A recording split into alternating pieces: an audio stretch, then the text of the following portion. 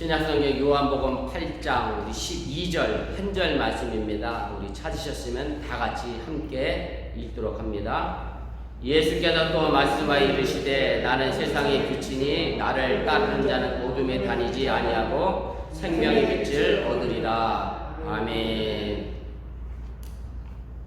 지금 많은 사람들이 말하기를 우리의 삶이 코로나 이전의 삶과 그 다음에 코로나 이후의 삶이 분명하게 달라질 것으로 그렇게 예측을 합니다. 지금 우리는 코로나19로 인해서 아직 가보지도 않은 캄캄하고 낯선 길을 걸어가면서 말 그대로 좌충우돌하고 있고요. 또 심각한 것은 이 코로나19가 언제 끝날지 모른다는 점입니다. 그리고 또 우리가 염두에 둬야 할 것은 코로나19가 종식된다 할지라도 우리에게 또 다른 바이러스가 분명 출현할 것이라고 하는 그런 염려와 불안감이 우리 앞에 놓여져 있는 것도 사실입니다. 이런 상황에서 우리가 미래를 예측하기는 참 어렵습니다. 다만 큰 그림으로 이렇게 미래가 전개될 것이다라고 대강 그릴 수는 있습니다만은 정말 구체적으로 우리 미래가 어떻게 다가올지는 아무도 모르고 살아가는 인생이기 때문에 어찌 보면 이것이 우리가 가질 수밖에 없는 불안감이라고 해도 틀리지가 않습니다. 시편 13편 1절 말씀에 보면 시편 기자가 이렇게 외치고 있음을 봅니다. 여호와의 어느 때까지니까 나를 영원히 잊으시나이까 주의 얼굴을 나에게서 어느 때까지 숨기시겠나이까 라고 외치게 됩니다. 어찌 보면 이 시편 기자의 외침은 지금 코로나19로 인해서 우리가 어디로 가야 할지 모르는 우리의 심정을 충분히 대변한다고 할 수 있습니다. 그리고 무엇보다도 하나님의 은혜와 도우심이 우리에게 절실한 것을 우리 시편 기자의 고백을 통해서도 우리가 또한 깨닫게 됩니다. 그리고 사도행전 22장 10절 말씀에 보면 사도 바울은 이렇게 주님을 향하여 질문을 던지는 말씀도 있습니다. 내가 이르되 주님 무엇을 하리이까? 라는 질문인데요. 사도 바울의 이 질문은 여러분들이 아시는 것처럼 다메섹으로 예수를 믿는 사람들을 잡으러 가는 도중에 예수님을 만나게 되고 사도 바울이 앞을 보지 못하는 상황 속에서 주님을 향하여 이렇게 질문하고 있는 겁니다. 지금 내가 무엇을 하기를 주님은 원하시냐라고 하는 그런 질문의 말씀입니다. 우리가 단순히 내가 처한 상황이 힘들고 어려워서 하나님의 도우심을 구하고 아무것도 하지 않는다라고 하면 우리의 신앙과 삶에는 아무런 변화가 없습니다. 나아질 것이 없다는 말씀입니다. 그래서 우리가 하나님의 은혜와 도우심을 시편 기자처럼 구하고 반드시 해야 될 것은 사도 바울처럼 그럼 지금 주님은 내가 무엇하기를 원하시느냐라고 책임감 있는 질문을 던져볼 필요가 있다라고 하는 얘기입니다. 그래야 우리가 당면한 이 코로나19 이후에 우리는 더 나은 하나님의 나라를 이 땅에 만들어갈 수 있고 우리의 신앙의 모습도 더욱 성숙하고 성장해 갈 수 있다는 사실을 기억하시고 하나님 앞에서 바른 신앙의 질문을 끊임없이 던지며 책임 있는 삶을 살아갈 수 있기를 주님의 이름으로 간절히 부탁을 드립니다. 저희가 오늘 아주 짧은 성경 구절을 읽었습니다만은 이것은 요한복음에 있어서 아주 중요한 중심 주제 가운데 하나입니다. 그리고 이 주제가 바로 우리가 신앙생활을 어떻게 할 것인가를 알려주는 책임 있는 질문의 내용이기도 합니다. 요한복음에 보면 예수님께 대한 묘사를 하는 것 가운데 가장 중요한 단어가 바로 빛이라고 하는 단어입니다. 우리 요한복음 1장 서론에도 보면 이런 말씀이 있습니다. 제가 읽겠습니다. 요한복음 1장 9절입니다. 참빛 곧 세상에 와서 각 사람에게 비추는 빛이 있었나니 라고 말씀하면서 예수님이 이 땅에 참빛으로 오셨다라고 그리고 와서 우리를 비추신다라고 말씀하고 있습니다. 그리고 오늘 본문에서도 예수님은 자신을 세상의 빛이라고 말씀하시고 예수님을 따르는 사람은 어둠에 다니지 않고 생명의 빛을 얻게 될 것이라고 말씀하고 있습니다. 혹시 오늘 본문의 말씀을 여러분들이 어디서 많이 본 듯하다 라고 생각될 수도 있을 텐데 관심 갖고 안 보셨으면 모르시고 가서 집에 가서 확인해 보시기 바랍니다. 벽걸이용 달력의 8월달 성경 구절 주제가 바로 오늘 본문 말씀입니다. 제가 달력을 보다가 이 성경 구절이 눈에 들어와서 오늘 본문의 말씀을 정했습니다. 아무튼 이 본문 말고도 요한복음 전체를 보면 예수님이 빛이라고 표현하는 것을 우리 너무나 쉽게 찾아볼 수가 있습니다. 요한복음에서 말하는 빛의 의미는 단순히 밝음을 의미하지는 않습니다. 무슨 말씀인가 하면 우리가 살고 있는 이 물리적인 세계는 반드시 태양이 있어야 우리는 사물을 볼 수가 있습니다. 태양이 존재하지 않으면 우리의 눈의 시력이 아무리 1.5, 2.0, 3.0이 된다 할지라도 우리는 결코 사물을 볼 수가 없습니다. 태양이라고 하는 빛이 있어야 우리는 눈을 가지고 사물을 볼 수 있다라고 하는 얘기입니다.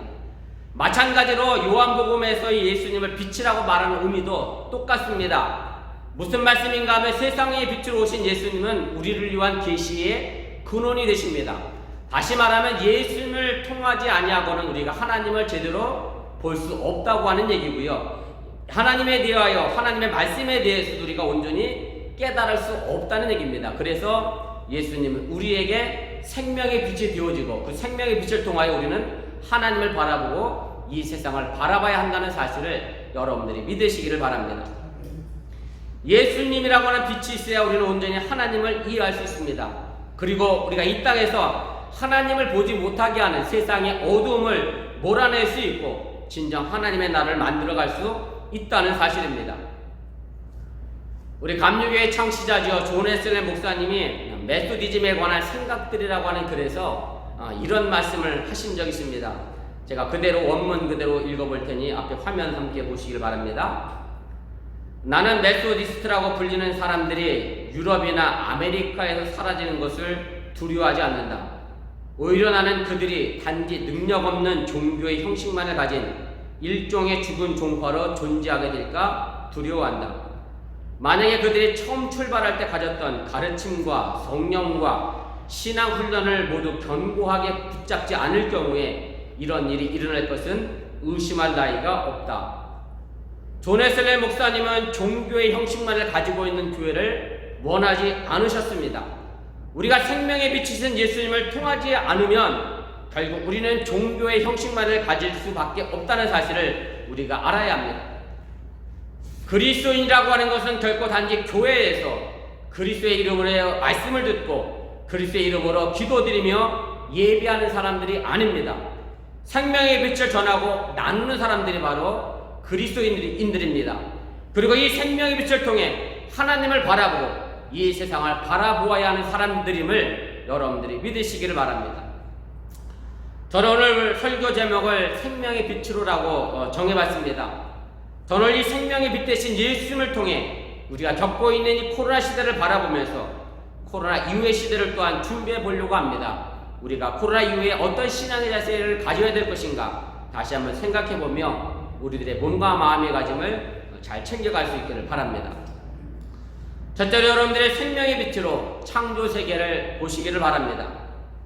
코로나19가 발생한 원인은 물론 다양한 요소들이 복합적으로 작용했다고 볼 수 있습니다만은 큰 개념으로 정리해 본다라고 하면 생태계 파괴와 그리고 세계화라고 볼 수가 있습니다.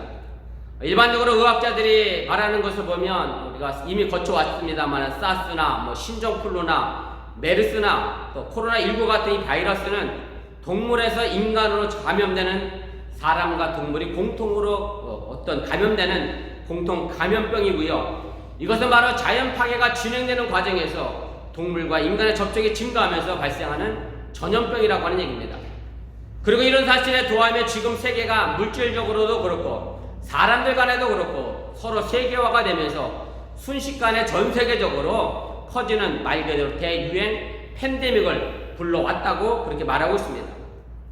인류 과학자들은 코로나19 바이러스가 박쥐에서 출발해서 우리가 천상갑이라고 불려지는 동물에게 옮겨졌고 사람들이 천상갑을 잡아먹으면서 이제 천상갑 코로나 바이러스가 사람에게 전염된 것으로 보고 있습니다.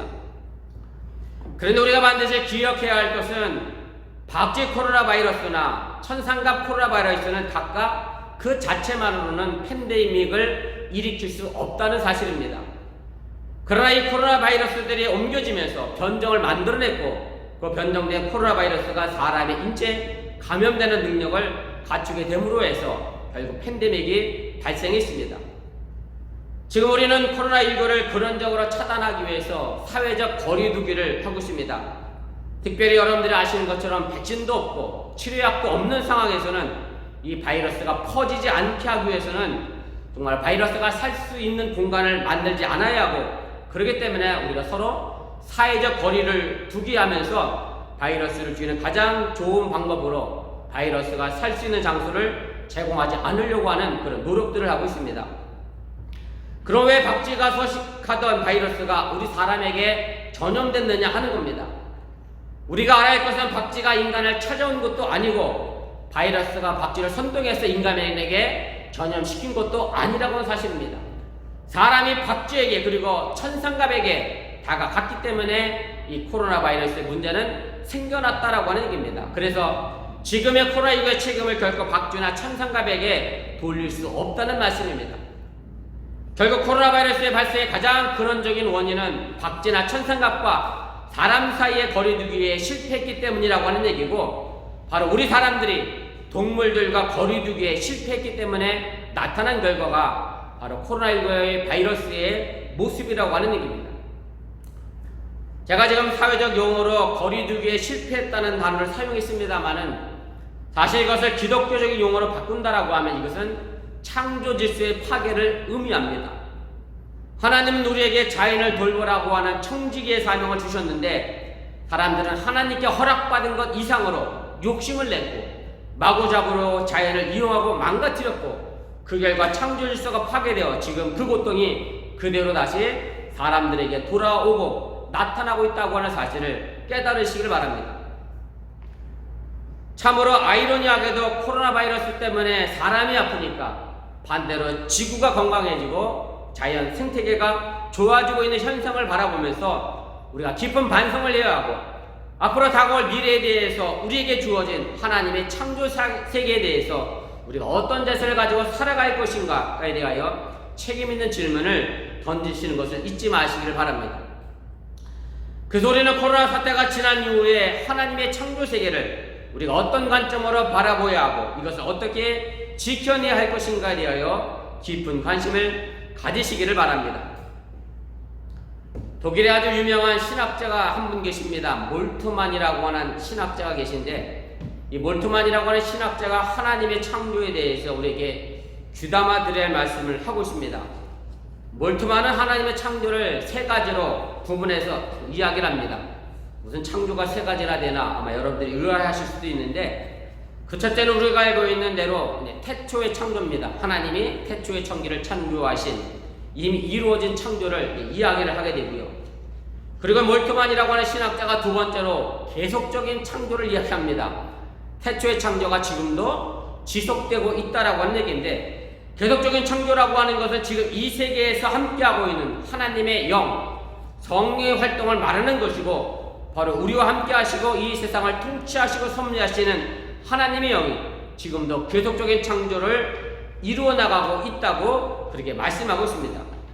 그래서 성령이라고 하는 것은 바로 하나님의 새로운 창조의 능력이고 이 새 창조의 능력이 바로 우리를 구원하시는 능력이고 우리가 새로운 사람으로 태어나고 거듭나는 창조임을 여러분들이 믿으시기를 바랍니다. 예수님이 요한복음 5장 17절 말씀에 보면 이런 말씀을 하십니다. 내 아버지께서 일하시니 나도 일한다. 그렇게 말씀하셨는데 지금 우리도 계속적으로 하나님의 창조의 능력을 이 땅에 나타내야 하는 그리스도인들이고 하나님 아버지가 일하시기 때문에 여전히 우리도 이 땅에서 계속적인 창조, 구원의 완성을 위하여 일해야 한다는 사실을 여러분들이 잊지 마시기를 바랍니다. 그 다음에 세 번째 창조는 종말론적인 창조를 이야기합니다. 이 종말론적인 창조라고 하는 것은 창조의 완성이기도 하고 마지막 목표라도 할 수 있고요. 결국 계속적인 창조의 결과는 어디로 연결되어져야 하냐면 종말론적인 창조와 연결되어져야 하고 쉽게 말씀드리면 요한계시록에서 말하고 있는 새 하늘과 새 땅을 만들어가는 것이 바로 몰트만이 말하고 있는 종말론적인 창조라고 하는 사실을 여러분들이 깨달으시길 바랍니다. 존 웨슬리 목사님이 예수님의 성상설교를 해설한 내용 가운데 이런 내용이 있습니다. 제가 읽겠습니다. 앞에 화면 보시고 함께 보시길 바랍니다. 비록 위로자께서 다시 찾아와 주심으로 이런 애통함이 끝나고 거룩한 기쁨 가운데 완전히 사라졌다 해도 여전히 또 다른 종류의 애통함이 있습니다. 하나님의 자녀들이 갖게 되는 복된 애통함입니다. 인류의 죄와 불행에 대한 애통함입니다. 그들은 우는 자들과 함께 옵니다. 코로나 이후에 우리의 시선은 지역과 사회를 넘어 바로 하나님의 창조 세계를 바라봐야 합니다. 오늘 요한웨슬리 목사님이 인류의 죄와 불행에 대하여 함께 애통하자라고 말씀했던 것처럼 바로 우리가 이 땅에서 살아가는 동안에 인류와 내가 살고 있는 이 지구를 위하여 함께 애통해야 하고, 그래서 우리는 궁극적으로 새 하늘과 새 땅을 만들어가야 한다고 하는 사실을 여러분들이 믿으시기를 바랍니다. 두 번째로, 성도인 내 자신과 가정을 생명의 빛으로 바라보시기를 바랍니다. 지금 많은 교회들이 함께 모여 예배 드리지 못함으로 해서 저희 교회도 그렇습니다만은 온라인으로 예배를 드리고 있습니다.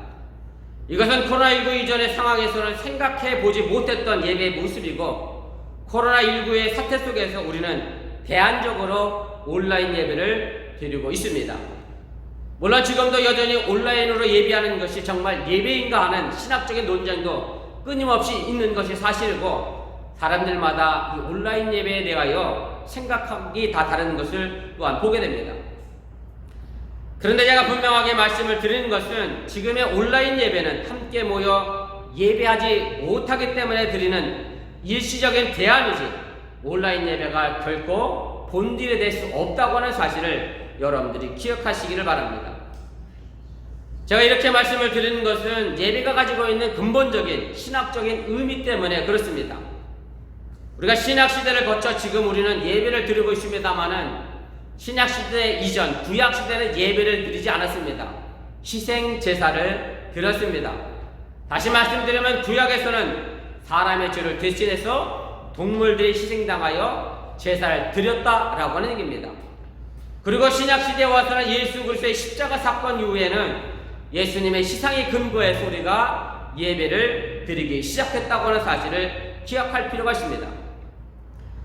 다시 말씀드리면 지금 우리가 드린 이 예배는 예수 그리스도의 십자가 사건을 재현하는 것에 목적을 두고 있는 것인데, 각 가정에서 예배를 드림으로 해서 사실은 우리의 희생과 헌신의 모습이 많이 택택된 것이 사실이라고 하는 얘기입니다.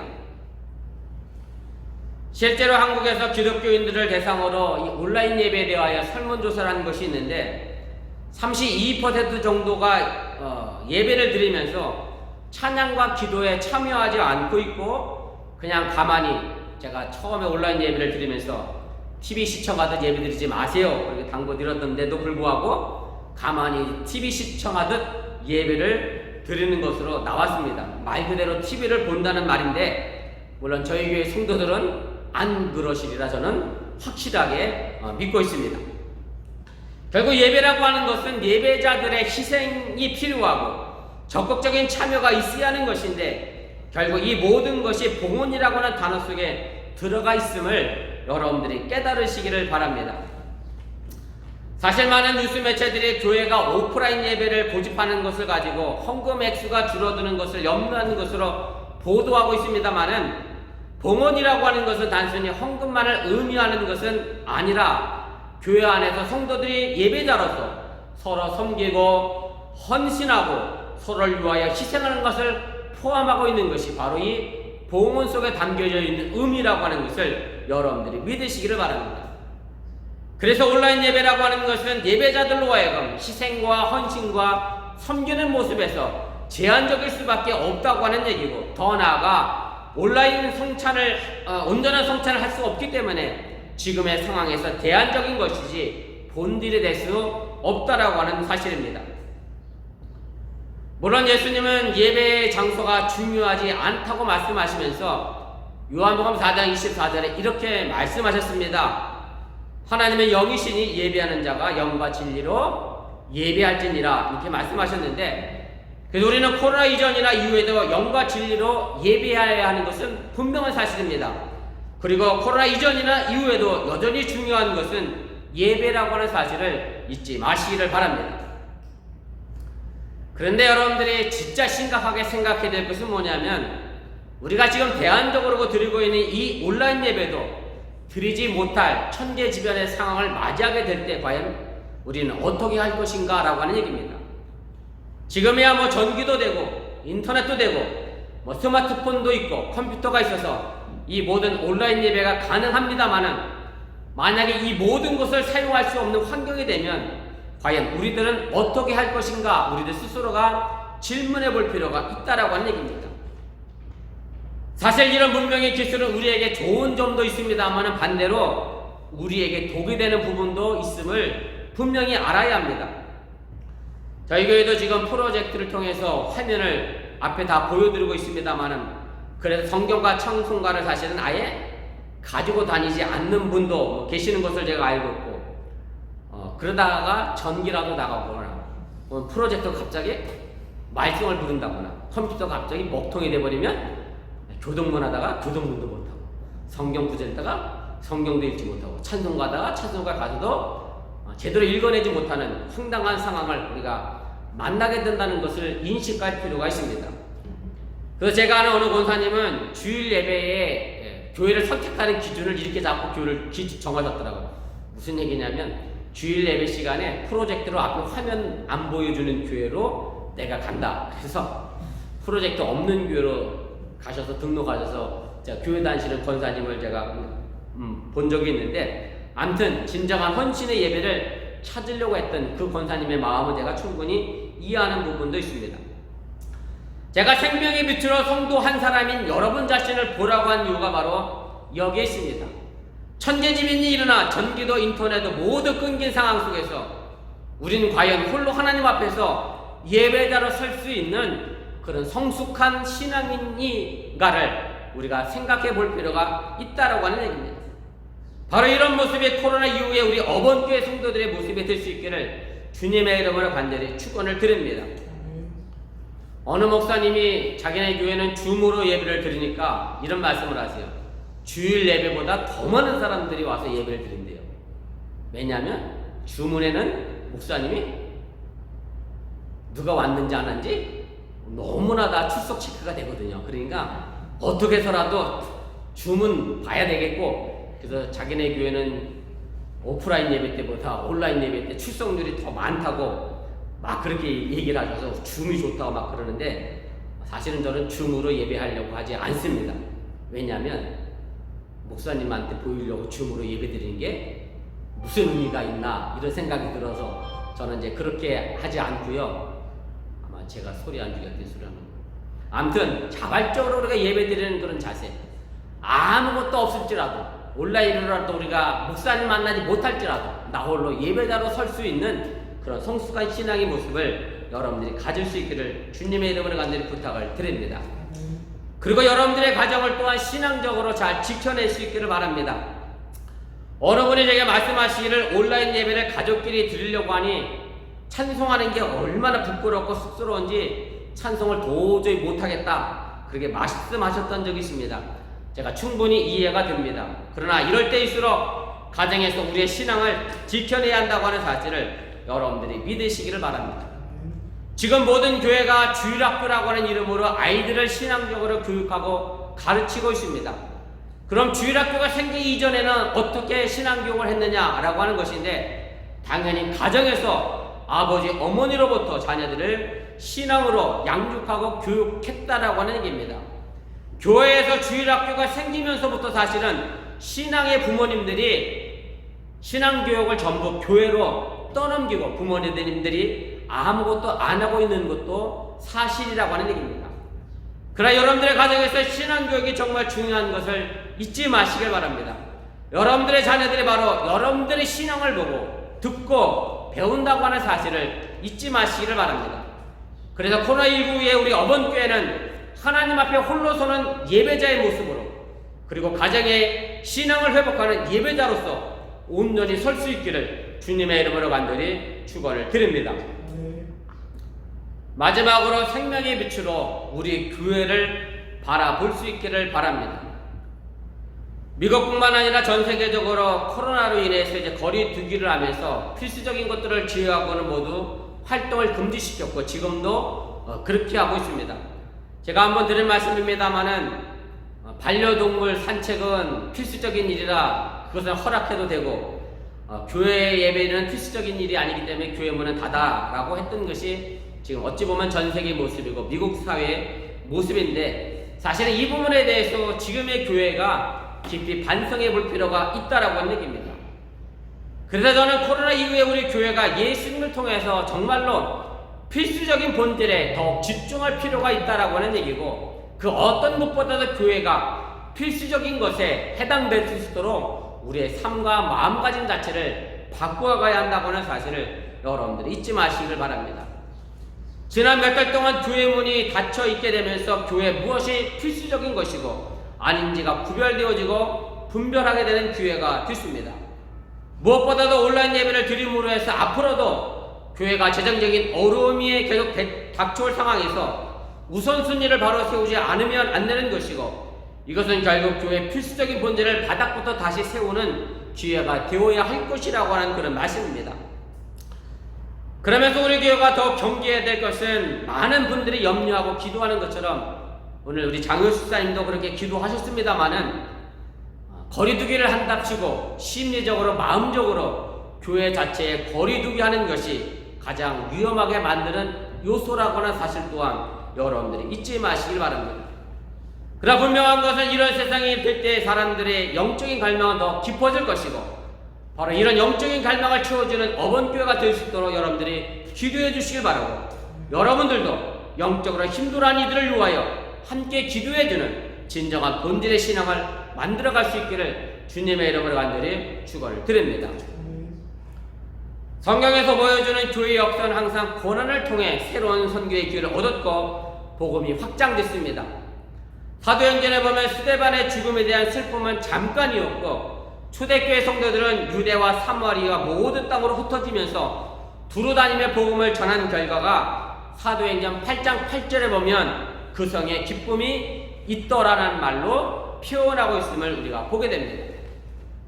코로나 팬데믹으로 인한 아픔과 두려움이 현실이고, 앞으로의 미래가 불확실하고 불투명한 것이, 그래서 불안한 것이 사실이지만, 그러나 그 성에 큰 기쁨이 있었더라는 그 말씀처럼 이 코로나 팬데믹 이후에 어렵고 힘들었지만 이것이 우리들의 교회가 증거하는 복음의 확증이 되는 간증이 될 수 있기를 주님의 이름으로 간절히 부탁을 드립니다.